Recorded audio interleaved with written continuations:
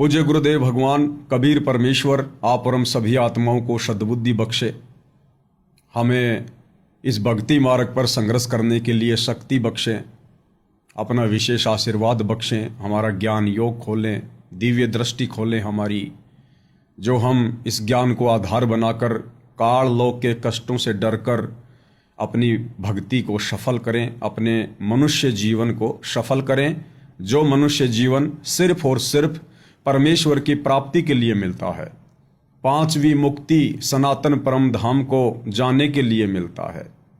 परमेश्वर कहते हैं मानव जन्म दुर्लभ है, ये मिले न बारंबार, जैसे तरोवर से पत्ता टूट गिरे वो बहुर न लगता डार। गुरुदेव भगवान ने हमें बताया कि जिस प्रकार पेड़ से एक बार पत्ता टूटकर नीचे गिरने के बाद लाख कोशिशों के बावजूद भी वो पत्ता वापस उसी पेड़ पर नहीं लग सकता है, इसी प्रकार परमपिता परमेश्वर हमें एक मनुष्य जीवन 84 लाख योनियां भोगने के बाद देते हैं। यानी हमने सतलोक में जो गलती की थी, अपने परमपिता परमेश्वर सतगुरु रामपाल जी भगवान से आस्था हटाकर अपने ही भाई पर हमने आस्था लगा ली, ज्योति निरंजन पर। उसकी इतनी बड़ी सजा, इतना बड़ा कष्ट आप और हम भगत भाई बहन भोग रहे हैं, और ये कष्ट हमें परमेश्वर ने नहीं दिया, ये सतलोक का विधान है, वहां का नियम है, ये वहां का रूल है। हमने उस नियम को तोड़ा, हमने उस विधान को तोड़ा, और उस नियम को तोड़ने के चलते जो सजा वहां मिलती है वो सजा ही हमें मिली है। जिस प्रकार हिंदुस्तान में हजारों की संख्या में, सैकड़ों की संख्या में ऐसे लोग हैं जो चोरियां करते हैं, डाके डालते हैं, और प्रधानमंत्री उनको नहीं जानता, देश का प्रधानमंत्री या राष्ट्रपति उनको जानता भी नहीं है कि किसने चोरी करी, किसने डाका डाला, कहां का रहने वाला है। लेकिन उस प्रधानमंत्री ने, उस राष्ट्रपति ने देश का एक संविधान बना रखा है कि जो चोरी करेगा, जो डाका डालेगा, उसको इतने दिनों की सजा मिलेगी, इतनी उसकी मार पिटाई होगी। तो संविधान के तहत सारा कार्य ऑटोमेटिक होता रहता है। इसी प्रकार कबीर परमेश्वर जी ने हम आत्माओं को, अपनी संतानों को कष्ट भोगने के लिए सतलोक से नहीं भेजा। उन्होंने तो हमें सारी जानकारी दे रखी थी वहां पर। जिस प्रकार हम लोग मार्केट से एक मोबाइल खरीद के लेके आते हैं, तो कंपनी वाले मोबाइल के साथ में उसका मैनुअल भी देते हैं, उसका संविधान भी देते हैं कि इस मोबाइल को कैसे ऑपरेट करना है। इसी प्रकार परमेश्वर ने सतलोक का विधान भी समझा रखा था, बता रखा था, लेकिन हम नादान आत्माएं, हम अपने परमेश्वर के विधान को फॉलो ना करके, और जो गलती हमने की उसकी सजा फिर वहां के नियम अनुसार, संविधान अनुसार आप और हम सभी आत्माएं भोग रही हैं। अन्यथा ये परमात्मा तो इतना दयालु है, ये परमेश्वर जैसे ही हमारा वो सजा का समय आया, कंप्लीट होने वाला, कि बस अब तुम्हारी सजा का समय कंप्लीट है जिन जिन आत्माओं का, उसी समय ये परमात्मा सतलोक से चलकर नीचे आ जाते हैं। आज से पहले आप और हमारे कितने भाई बहन जो हमारे साथ ही सतलोक से आए थे, और जैसे ही उनकी सजा का दिन पूरा हुआ, उसी समय वो आत्माएं वापस चली गई। अब वो परमेश्वर आप और हमें भी लेने आए हैं, क्योंकि इस कलयुग की पिछली पीढ़ी में आप और हमारा भी सजा का समय पूरा हो रहा है।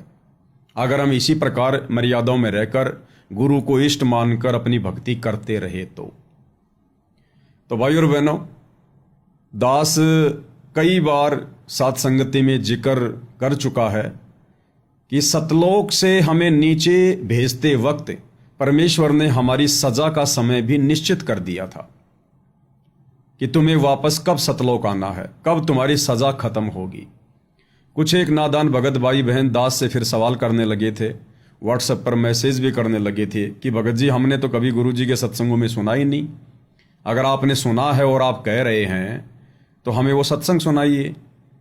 तो उस समय तो दास के पास भी सत्संग नहीं था, क्योंकि बहुत सारी बातें मेरे पास में उनका कोई सबूत नहीं होता, उनका कोई प्रमाण नहीं होता। लेकिन परमात्मा जब दास लाइव में बैठता है तो परमात्मा बुलवा देते हैं। तो दास तो यही कहता कि भाई परमात्मा ने प्रेरणा की है ज्ञान आधार से, और बाकी जब कभी सबूत होगा तो सबूत भी दिखाएंगे। तो भाई और बहनों, आज परमपिता परमेश्वर जी ने वो सबूत भी दे दिया, वो प्रमाण भी दे दिया। आज दास के सामने वो छोटा सा सत्संग किसी भगत भाई ने भेजा है, और क्योंकि देखो, परमेश्वर जब किसी को खड़ा करते हैं तो बहुत सारी बातें अपनी तरफ से प्रेरणा करके बुलवाते हैं। वो बातें ज्ञान आधारित होती हैं, परमेश्वर के विधान के अनुकूल होती हैं, लेकिन कुछ एक भगत भाई बहन अपनी नासमझी के चलते उस पर थोड़ा सा ऐतराज़ उठा देते हैं। और अब परमेश्वर ने वो सत्संग भी दे दिया है भाई और बहनों, और अब उस सत्संग से हमें और भी बहुत सारी बातें समझ में आएंगी परमेश्वर के विधान के विषय में। क्योंकि साथ संगतियों का तो मतलब ये है कि जितना हो सके हम अपने गुरुदेव भगवान के नज़दीक रहें, परमात्मा के संविधान के नज़दीक रहें, हम गलतियां करने से बचें। तो गुरुदेव भगवान ने वो सत्संग भी दिया है जिसमें गुरुदेव भगवान ने बिल्कुल क्लियर कर रखा, स्पष्ट कर रखा है कि परमात्मा ने आने से पहले जाने का समय पहले ही निश्चित कर रखा था, निश्चित। और गुरुदेव ने हिदायत दी, परमेश्वर ने हिदायत दी, क्योंकि सब कुछ करने वाला ये परमात्मा है भाई और बहनों, इनके अलावा कुछ भी नहीं है, कोई नहीं है। ये धर्मराय, ये ज्योति निरंजन तो केवल उनका चेला है, उनका नौकर है। आप और हम कैदियों को संभालने के लिए, हमें सजा देने के लिए केवल इसकी नौकरी लगाई गई है। परमेश्वर असुर निकंदन रमणी में कहते हैं कि धर्मराय आदि युगादि चेरा, 14 कोटि कटक दल तेरा। धर्मराय आदि युगादि चेरा, ये धर्मराय, ये काल, ये ज्योति निरंजन तो केवल परमेश्वर का चेला है, नौकर है, उसका मजदूर है, उसके कई अनुसार अपनी नौकरी कर रहा है। सब कुछ करने वाले परमात्मा हैं, सतगुरु रामपाल जी भगवान है। 21 ब्रह्मांड तो छोड़िए, पूरी सृष्टि में गुरुदेव भगवान की रजा के बिना, उनकी मर्जी के बिना, उनकी इच्छा के बिना एक पत्ता भी नहीं हिल सकता, पत्ता भी। सब कुछ करने वाले मालिक हैं। तो एक विशेष हिदायत दे रहे हैं गुरुदेव भगवान हमें। पहले आप ये सत्संग सुनिएगा, उसके बाद में फिर हम आगे बात करेंगे। ने किराया वहां भगवान के दरबार में जमा करवा रखा है, उसके अनुसार उन्होंने अपनी कैलकुलेशन करके, अपनी सारी गणना करके हमें आने से पहले वापस जाने का समय उसी समय निर्धारित कर दिया था। अब देख ले भाई, इतना तेरा समय है, आवाज आ रही है, और इतने बज के इतने समय पर फलाने दिन तो वापस आना है। इससे पहले जो तेरे तो बने अपनी हिट का कमाई कर लेना। क्या कह रहे हैं भगवान? इससे पहले जो तेरे से बने अपनी डट के कमाई कर लेना, डट के कमाई। ये बहुत गहरी बात है भाई और बहनों, छोटी बात नहीं है।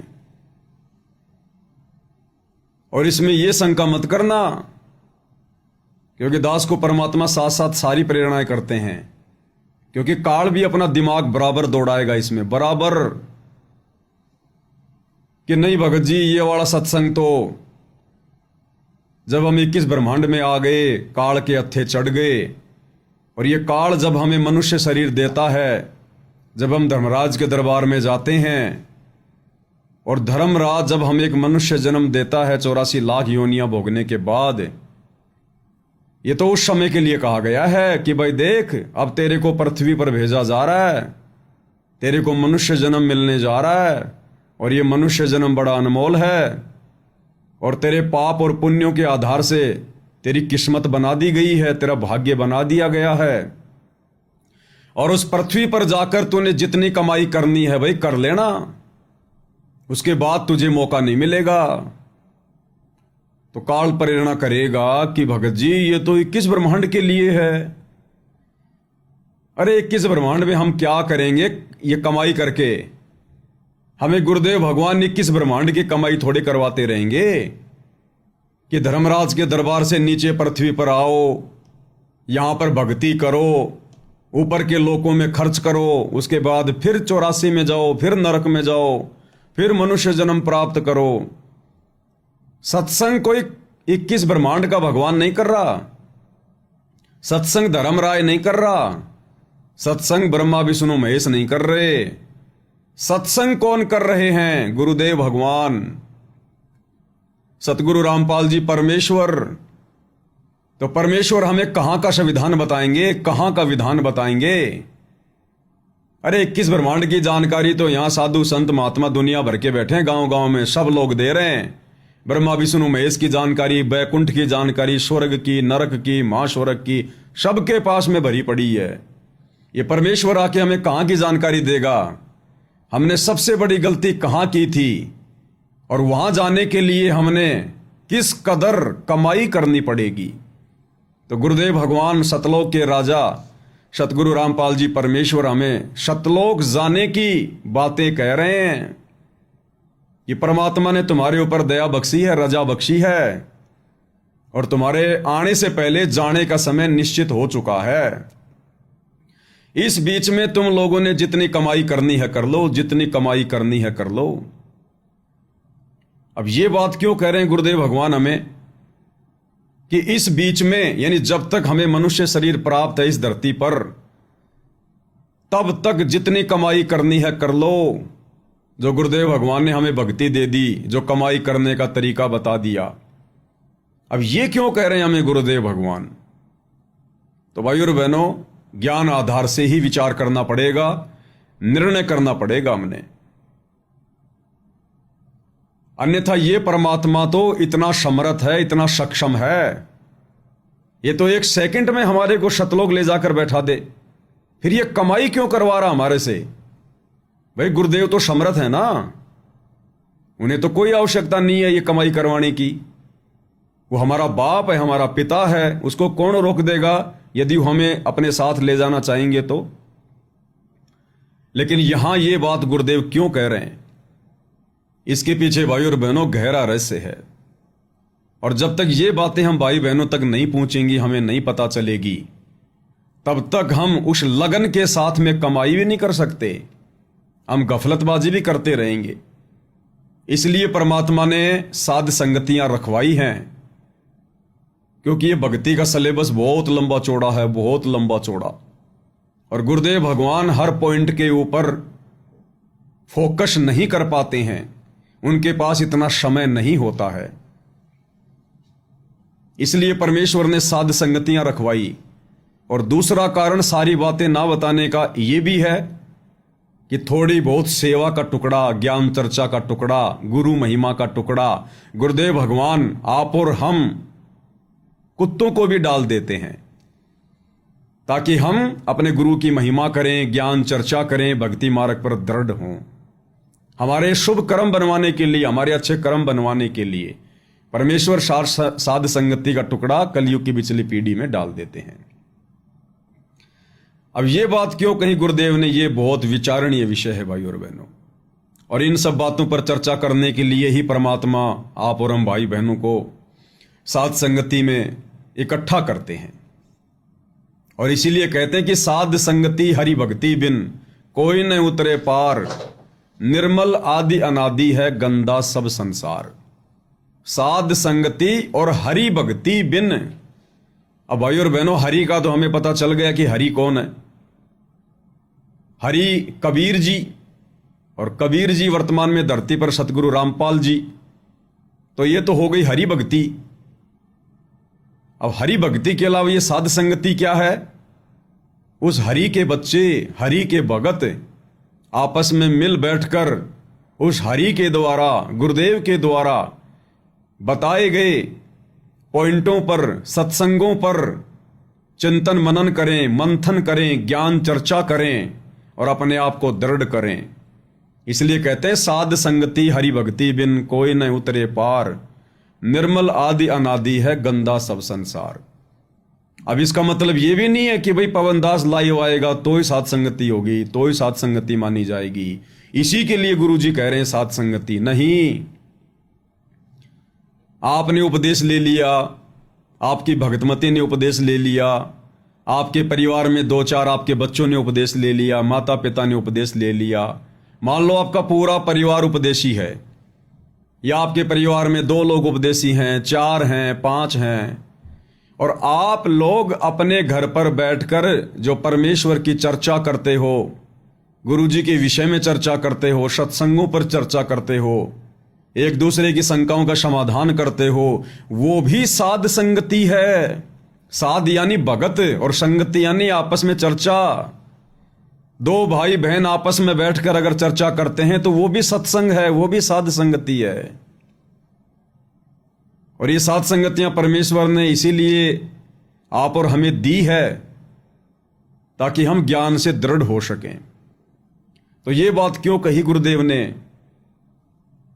कि तुम्हारे पास में जितना समय बचा हुआ है, जब तक तुम्हें मनुष्य शरीर प्राप्त है, तब तक तुमने जितनी कमाई करनी है कर लो।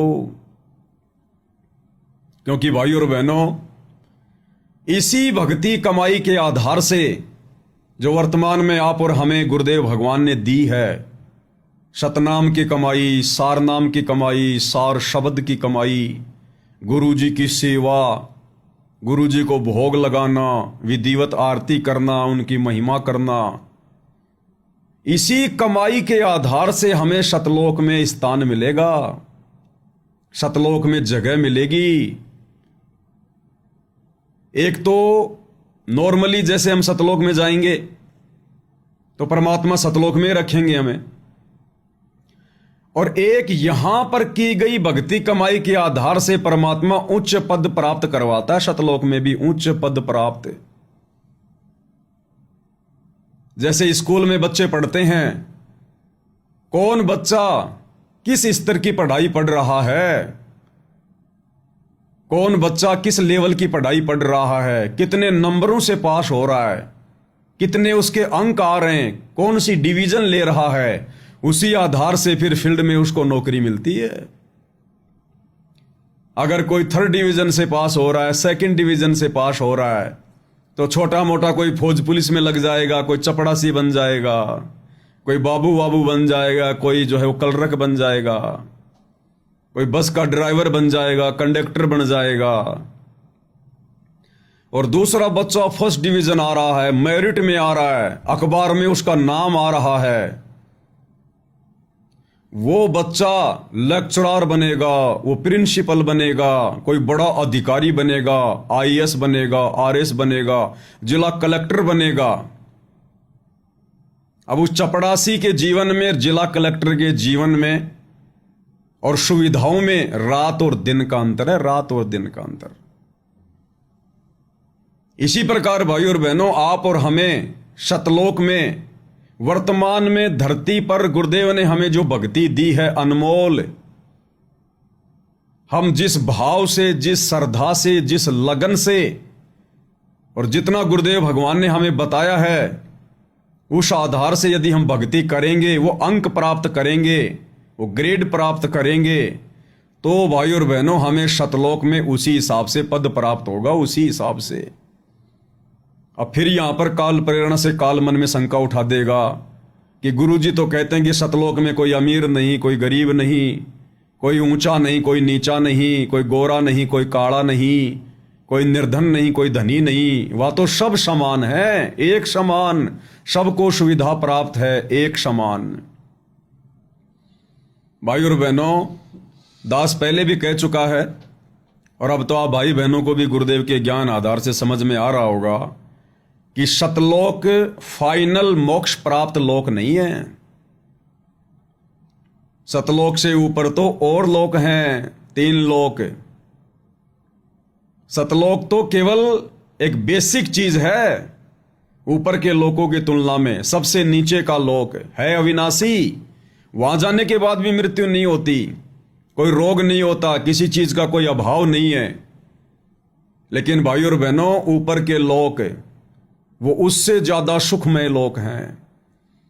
अब जैसे सरकारी नौकरी तो सरकारी नौकरी होती है, नाम तो सरकारी नौकरी है। अगर कोई जिला कलेक्टर है, उसको भी ये कहा जाएगा कि ये सरकारी नौकर है, और एक कोई चपड़ासी लग गया, उसको भी ये कहा जाएगा कि ये सरकारी नौकर है। लेकिन उन नौकरों की नौकरी में, उनकी सुविधाओं में रात दिन का अंतर है।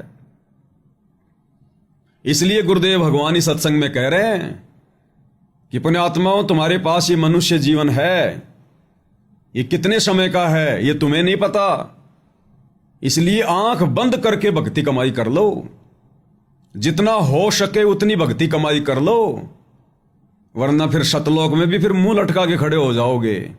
मुंह लटका के यहां की गई भक्ति कमाई के आधार से वहां हमें सुख मिलेगा, ऊपर के लोक मिलेंगे। नौकरी तो मिल जाएगी चपड़ासी की, लेकिन चपड़ासी की सैलरी कितनी होती है, सुविधा कितनी होती है, उसकी मेहनत कितनी होती है, ये भी हमें ध्यान होना चाहिए। और गुरुदेव भगवान फिर हमें क्या समझा रहे हैं, उनके सत्संगों से ही हम निष्कर्ष निकालेंगे। सारी बातें दास अपनी तरफ से बोलेगा तो पता नहीं मन में काल क्या क्या शंकाएं उत्पन्न कर देगा। इसलिए हम गुरुदेव भगवान के सत्संगों का सहारा लेंगे।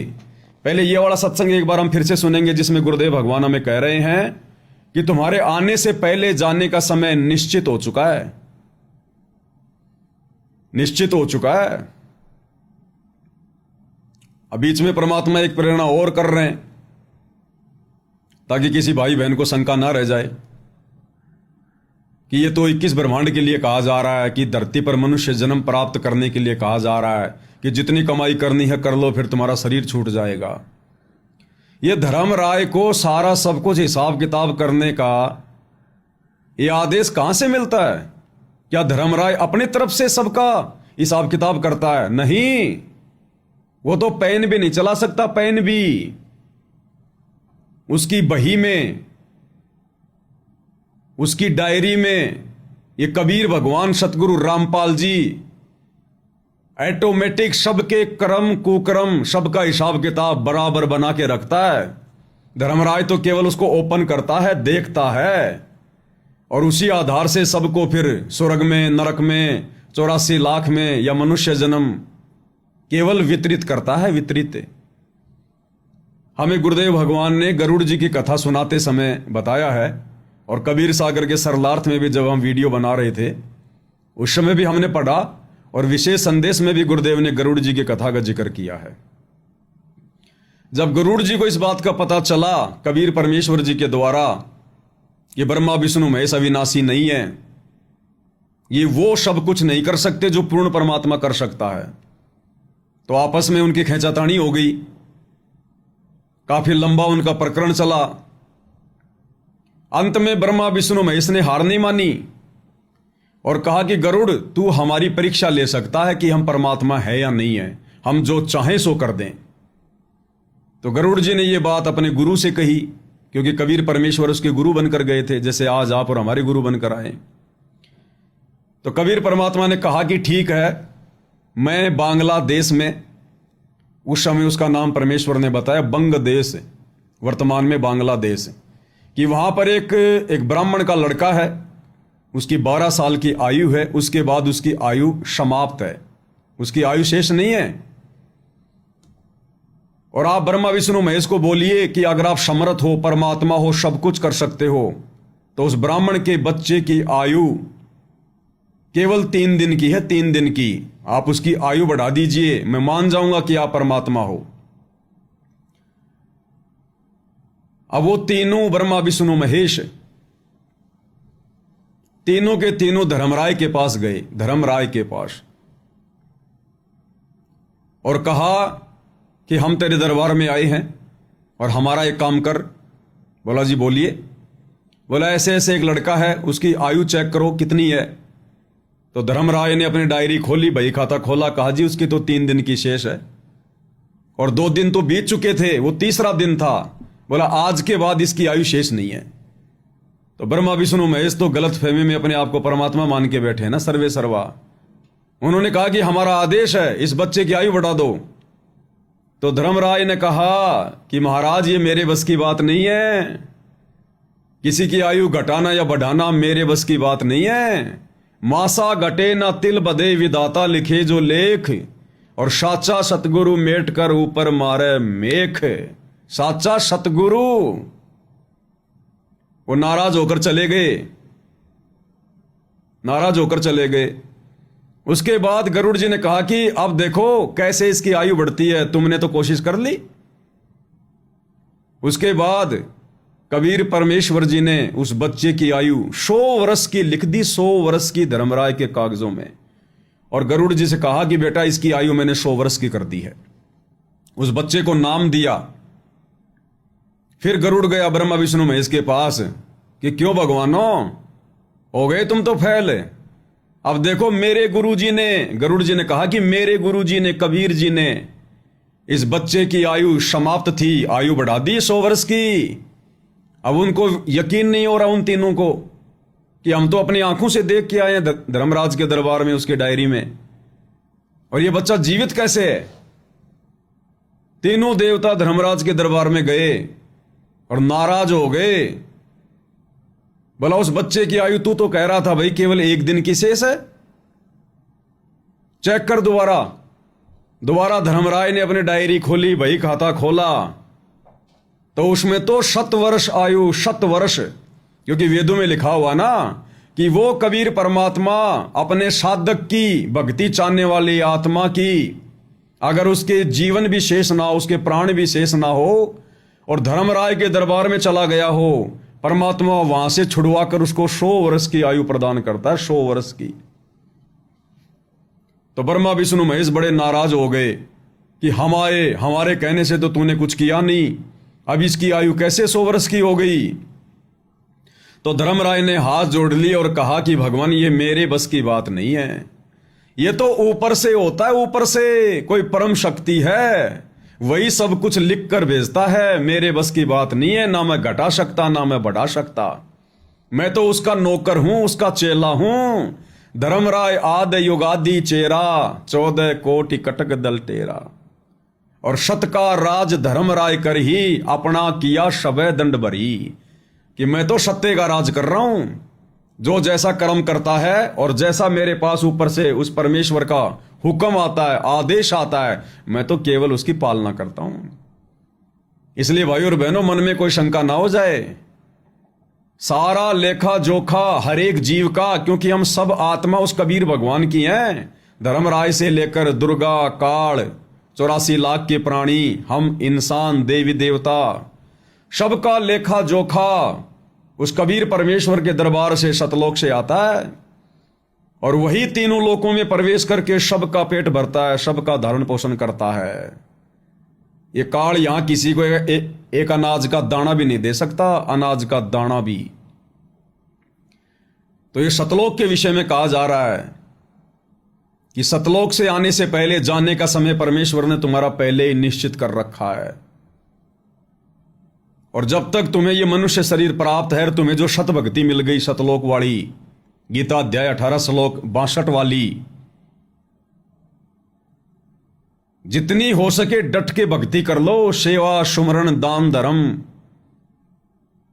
जितना हो सके उतना वर्तमान में की जा रही सतलोक वाली कमाई के आधार से ही हमारे को सतलोक में पोस्ट मिलेगी।